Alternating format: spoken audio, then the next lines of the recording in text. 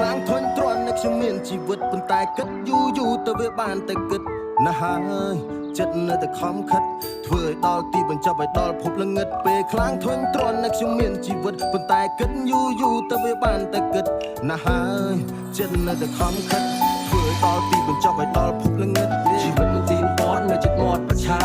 ចង់ទឹកទៅធ្វើឡើងលើជុកខ្លាចូលព្រៃគិតបលាចូលផ្សារគិតបលីខ្ញុំអង្គុយហត់នឹងជីវិតមួយនេះគួរតែមកក៏លោកបន្លាស់តែពេលខ្លាប់ឲ្យដូចមកតោនសំឡេងនៅក្នុងវិជាវិជាសារ៉ាមសងសុខខ្ញុំធ្វើរឿងមិនទាប់បីនៅពេលដែល feel down យំមកបានមកញ៉ាំតែក្បាលខ្ញុំមិនដែលអន់ព្រោះតែឃើញគេលំបាកជាងយើងឆាន់ពាក់គេនៅតែផ្ញើទូជាតែថ្មើរជើងខ្សោយយ៉ាងណាក៏នៅតែស៊ូប្រកាត់ភ្លើងហែលឆ្លងអូដែលពុំមិនទៅដល់ឆ្លើងព្រោះកាពះស្រែកខំហែកដល់មិនចាំស្អែកដំតែក៏ទៅយំយែង C'est la folie faut l'accepter ce n'est pas vrai c'est la réalité ouais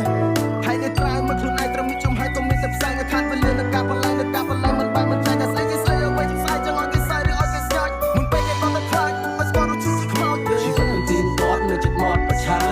ចង់ទៅធ្វើឡើងលើខ្លាចូលព្រៃគិតបលាចូលផ្សារគិតបលីខ្ញុំអង្គុយហត់នឹងជីវិតមួយនេះជីវិតមិនទីបត់នៅចិត្តមាត់ប្រឆាចង់ទៅធ្វើឡើងលើខ្លាចូលព្រៃគិតបលាចូលផ្សារគិតបលីខ្ញុំអង្គុយហត់នឹងជីវិតមួយនេះពេលខ្លាំងធន់ទ្រាំនៅខ្ញុំមានជីវិតប៉ុន្តែគិតយូរទៅវាបានតែគិតណាស់ហើយចិត្តនៅតែខំខិតធ្វើឲ្យដល់ទីបញ្ចប់ឲ្យដល់ភពល្ងឹតពេលខ្លាំងធន់ទ្រាំនៅខ្ញុំមានជីវិតប៉ុន្តែគិតយូរទៅវាបានតែគិតណាស់ហើយចិត្តនៅតែខំខិតធ្វើឲ្យដល់ទីបញ្ចប់ឲ្យដល់ភពល្ងឹតជីវិតមិនទីបត់នៅចិត្តមាត់ប្រឆា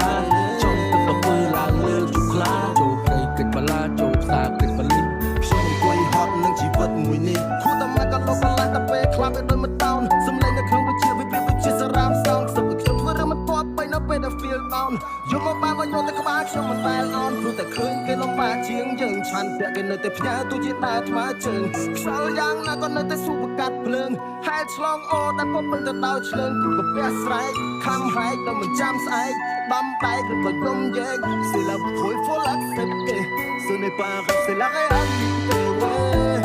ហើយនៅក្រៅមក